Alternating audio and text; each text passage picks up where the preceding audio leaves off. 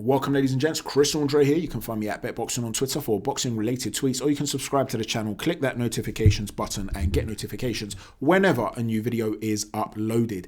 Chris Eubank Jr. has signed a new deal with the Saulerlands, and he's looking to fight all the middleweights, he's saying, with a belt. He wants Andrade. He wants everybody. He wants Murata. He wants Charlo. He wants Golovkin. He said, I'm coming for you, he's saying. He's put out that message to everybody. Now, in the past, they've looked to go their own route, obviously, their own route with his father, Chris. In the past, they felt as though promoters weren't looking out for their best interest. They tried to find a path of their own, to manufacture that path on their own. Now he seems to be with the Sauerlands. Potentially exciting times ahead for Chris Eubank fans. I'm excited personally. I really like his boxing style. I think he offers an awful lot. Look, I know a lot of people out there are going to say, but Chris, I don't get it. Every time he's stepped up against high-level opposition, you've picked against him. So why are you excited? What is there? I don't get it. Isn't this guy just a limited guy that you've always felt was a gatekeeper? The answer to that is no. I've always believed that styles make fights. And a lot of people will say this phrase, but they don't actually believe it. In reality, what people believe in is levels. That's what the majority of fans and pundits and trainers and fighters, the majority believe in levels. In other words, they believe that if a 9 out of 10 fighter fights a 7 out of 10 fighter or an 8 out of 10 fighter, if he's at his best, he'll win the fight. A guy that believes in styles, though, will believe that if a 7 out of 10 fighter is all wrong for a 9 out of 10 fighter, he might beat him. An 8 out of 10 fighter would probably beat that 9 out of 10 fighter if he's all wrong for him. And if two 9 out of 10 fighters fight each other, the one who's all wrong for the other one will win the fight. Whereas a guy that believes in levels will say, if they're both at their best, it's a 50-50 fight. Whereas a guy that believes in styles believes that if they're both at their best, it's the guy with the wrong style that could potentially upset, or if they're the same level, get the better of the guy who you're touting as a 50-50 fight. Well, I'm very much in the camp of styles make fights. That's just my opinion. So in the past, when I've picked against him against Billy Joe Saunders, when he was the favourite, he was also the favourite against Groves. And again, I picked against him. There were a couple of Eubank fans that were upsetting me at the time. It wasn't me hating. I'm not hating on Eubank. I really like Eubank. Yes, I've been critical of him in the past in terms of certain decisions he's made. The way he's spoken to his trainer in the past. Be quiet, in between rounds when he's trying to get information from him. You can't talk like that to your trainer. If you really want to grow as a fighter, you have to be willing. You have to be willing to grow and listen and learn. You can't see yourself as the finished article. And there was a period of his life where he was like that. Now, who knows how he's developed? People change. I can't judge Chris today based on how he was 5 years ago, 6 years ago, or whenever it was now. But what I can do is look at his style of fighting and say, look, the reason I feel as though he loses those fights at the time is because I think Chris is fantastic at mid to close range, okay? He's got this brilliant ability, Chris, even when there isn't much space there. So let's say you've got your chin over his lead shoulder and you think, I'm safe here, I'm comfortable. He's got this great ability to roll from the hips and generate space in between you, okay? He'll generate that leverage and throw an uppercut either through the middle, and he can throw multiple uppercuts through the middle, okay? And that's a hard skill to do, to land them all. They're fast shots, or he can throw wide hooks around the guard, short hooks. He throws combinations and rattles them off, okay, like a machine gun combination on the inside at mid-range, and he generates space and leverage while he's doing it, even when that space and leverage doesn't appear to be there. He's a very dangerous man with a great engine in that pocket. The problem with Chris is that on the outside, he's underdeveloped. His game is underdeveloped, in my opinion. This isn't a guy with... his jab's okay, but it's not a dominant jab that he's going to win a fight with. It's a jab that you can shoot out with some decent hand speed, but it's not a jab that he'll dominate you with. The other problem that he has is that entry. There isn't much creative idea of how to bypass the jab. How do you take away a guy's jab to be able to get in that pocket consistently? I think that's one thing he really struggles with. So with a jabber like Saunders, who's so good at creating movement, someone on my video recently described him as a fencer, and they meant it as an insult. But I actually thought that, that's a good way of putting it with Billy Joe, and it's actually a compliment. What do fencers need? If you want to go and become an Olympic fencer, your timing has to be very good, your balance has to be very good, your speed has to be very good, and your footwork has to be very good. That's what Billy Joe has. So while Billy Joe's popping him with his jabs and stepping out and showing him different angles and feinting his way in, jabbing, getting out, slipping, turning, coming off at an angle, Eubank's bamboozled. How does he close that range? Now, I explained in the build-up to that fight, look, Eubank was a slight favourite. I said there's a gap between them in skill set. Billy Joe's going to build a big lead. And because Billy Joe has stamina issues towards the end of the fight and Eubank is incessant, towards the end of the fight, he could have some real success and he could potentially cause Billy some problems. But I expect Billy to see out the fight. That's exactly how the fight went. There were no surprises there for me. With Groves, again, Eubank was the favourite. People had questioned Groves. And Eubank was very, very highly rated. But again, you're talking about a shotgun, thudding jab. Different type of jab to Billy's. This is a more of a punishing, powerful jab. It could, Groves can really snap your head back with a jab. He's bigger, he's rangier. He's more heavy-handed than Eubank in terms of a one-shot power. He's more experienced than Eubank. I didn't understand the way in which, tactically he's very good, George, as well. I didn't understand the way in which people thought, yeah, Eubank's going to do him. But I explained again, late on he could come on strong, but even then I expect Groves to win this fight pretty handily. And he did. Now, with Korobov, it was slightly different because I felt, though, that in terms of skill set, there's a gap between the two. But there's also a gap between them in boxing IQ. But because of Korobov's age, the fact that his body breaks down, I'm a huge fan of Korobov in terms of his boxing IQ and his skill set. In fact, one day I'd love to do a detailed video and a technical breakdown of the things he's very good at, Korobov, because he's so underrated.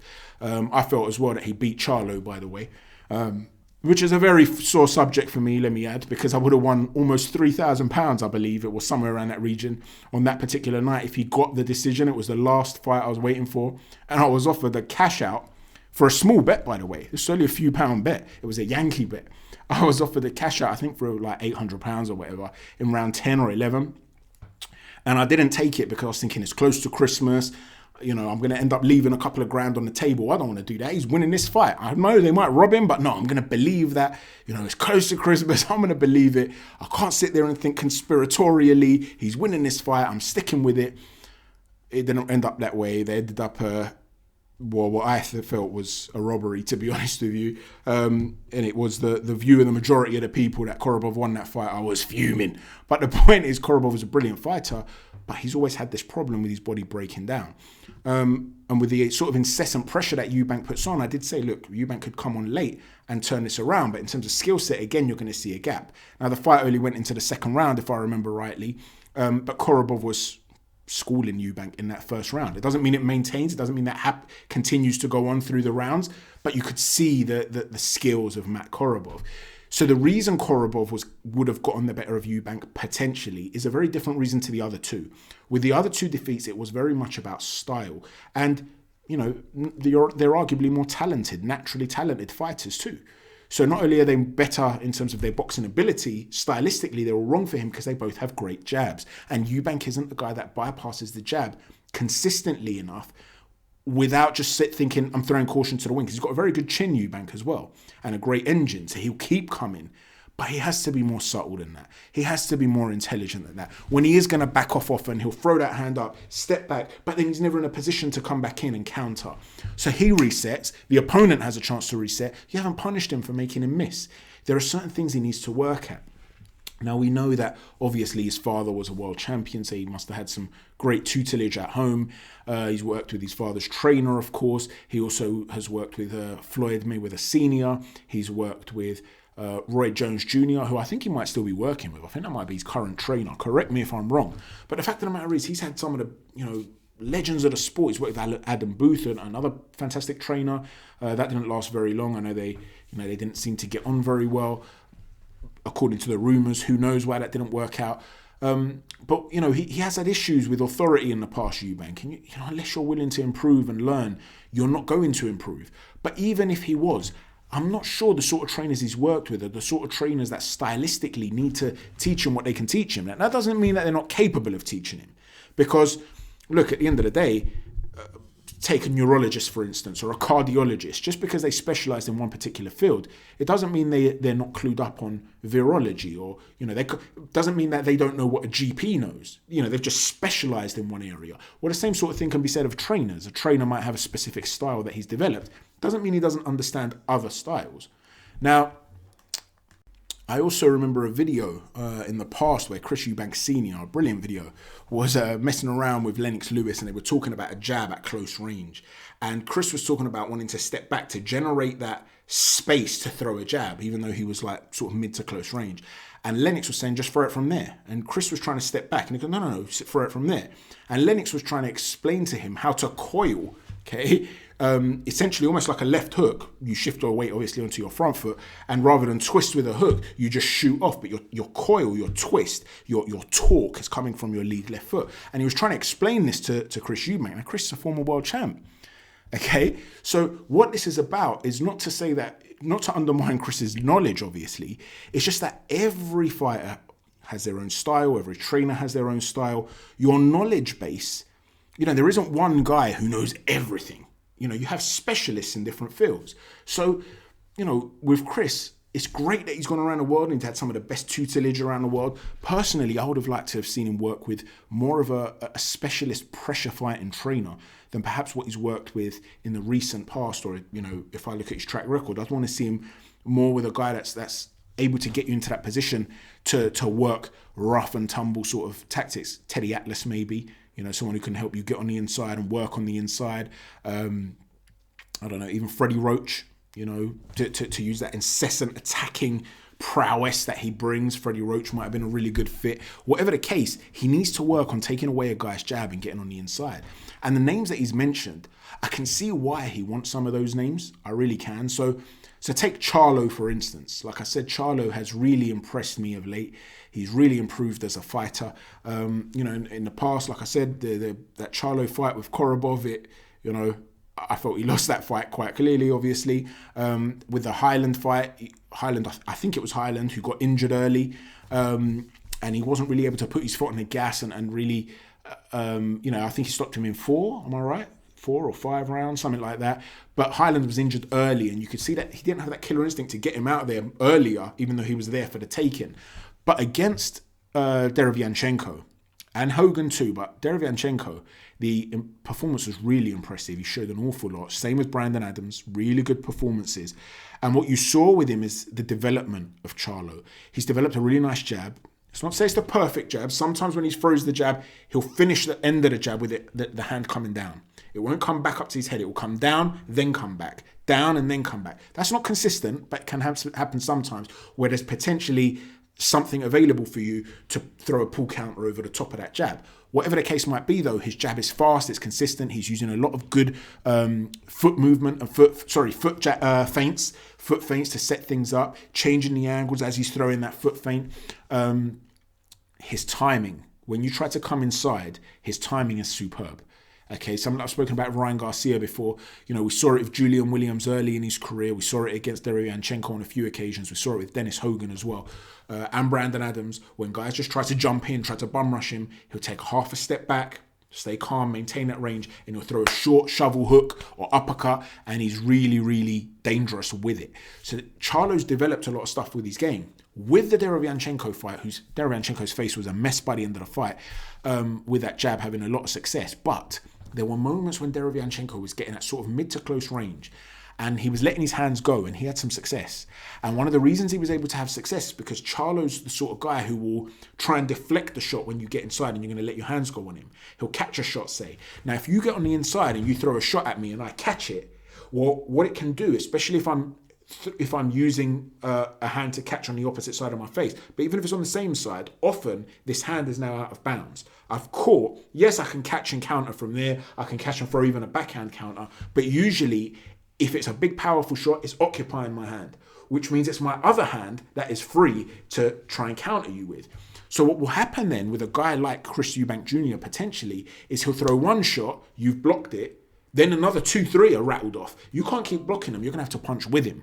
Now, he showed a willingness and a desire and an ability to do that against Derevianchenko in spurts, at points. I'm not saying he's a guy that can't fight when you're throwing punches at him, but it's a Chris Eubank type fight. The question is, how does he bypass that jab? Now, he has a similar issue with Golovkin, because with Golovkin, unlike Charlo, who looks at, little movements, little step backs and throwing hands up to block shots, he will cover up, okay? Almost like a peekaboo style, cover up and let you go to work. Elbows tucked in, peekaboo style, head dipped. Spoke about the peekaboo style when we're discussing Mike Tyson in the fantasy matchup video against George Foreman. Check that out. He'll catch shots on his elbows, on his arms, and then the minute you finish your work, he tries to punish you for it. And, it could be various reasons for that. He'll offer you just the top of his forehead, the hardest part of the skull. He's thinking, okay, hit me there, I can take these shots, catch him on the gloves, catch him on the elbows. I'm going to make you pay when you're done working, and you're going to have to work very hard and throw real combinations so that I don't punch with you. But when you throw combinations, Golovkin doesn't punch with you. So a guy like Jacobs was able to have some success, a lot of success, by jumping on the inside, rattling off combinations and then escaping. Now, Golovkin would then follow him around the ring and have his own success. It requires a very high energy style of approach, raiding approach, but it's had some success against Golovkin. Curtis Stevens, who got destroyed in the end by Golovkin, had some success earlier in the fight of Golovkin by fighting that same way, jumping in, letting go of combinations. So Eubank must be looking at that and thinking, Golovkin doesn't punch with you. Let me get inside, let go, rattle combinations, push Golovkin back. We saw Golovkin as well. It also happened with Brook. There were times when Brook was letting his hands go and Golovkin's just covering up, staying calm. He's not hurt, but he's not throwing back. So you're winning those exchanges. So Eubank's going to be thinking, yeah, I can rattle off combinations like no one's business. I'm going to cause this guy hell, problems. But you still got to bypass that world-class jab. And those power shots as you're stepping out and he's throwing those left hooks to your head and to your body. Well, you've got a serious problem now. So he's got to work on certain things, how to be creative with that entry point, and then how to stay inside and change angles on the inside, whereby once you've stopped your attack and you want to exit, if you've got a great engine and you want to stay in the pocket, how do you stay in the pocket to continue to rattle off combinations if you want to stay in the entry? Or if you then want to exit the pocket completely, how you get out creatively? There are still things he needs to do. It's been 2 years since we've seen him in the ring properly. So for all we know, he's worked on these things. We might see a different Eubank. Who knows? And that's what makes it exciting, because I've just spoken about Charlo and Golovkin and where he will feel like he can have some success against them. Now, do I think he beats them? That's a whole other story. Maybe not. Probably not. But he brings something. If it was a younger Golovkin, I'd say definitely not. But who knows now how Golovkin will cope at this age. We saw Derevianchenko have some success against him. If Eubank can take it to another level in terms of gears, who knows what happens there if he's able to bypass those powerful shots on an entry point. So it'll be interesting to see where Eubank goes from here. Murata, I'm sure he'll fancy that fight. The Andrade fight's interesting because he's so awkward. Andrade, if Eubank does get on the inside, is he going to be able to have that sort of success? Or is it going to be like him trying to fight a slippery eel? What's that sort of fight going to look like? So there's a lot of intriguing matchups. I'm excited to see Eubank back, theoretically in the mix. Let's hope we actually see him being active again. Who do you want to see Eubank fight? The one fight I don't want to hear about is Saunders. We know that fight's not going to happen. Saunders is desperate for Canelo now, or also Golovkin. I can't really imagine him fighting Chris Eubank. Let me know who you think Eubank should get in the ring with next, who you want to see him in the ring with next, and how you think he might cope. Thanks for watching, everyone. Chat to you soon, and God bless.